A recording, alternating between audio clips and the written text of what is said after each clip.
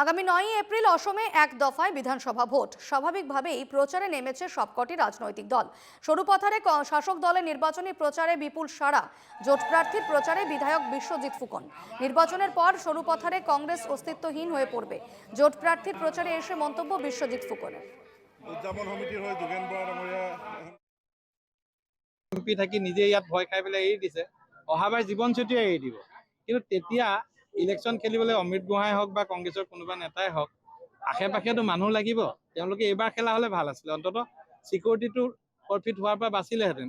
অহাবাৰ প্ৰপ'জাৰ ছাপোৰ্টাৰ পাবলৈও দিগদাৰ হ'ব। ৰাজনীতি যেতিয়া নিৰ্বাচন হয়, নিৰ্বাচনৰ বতাহে সকলোকে স্পৰ্শ কৰে। যদি 90% লোক মোৰ লগত আছে, 10%টো 15% তেওঁৰ লগত যাব। কোনো একেবাৰে অকলশৰীয়া নহয়।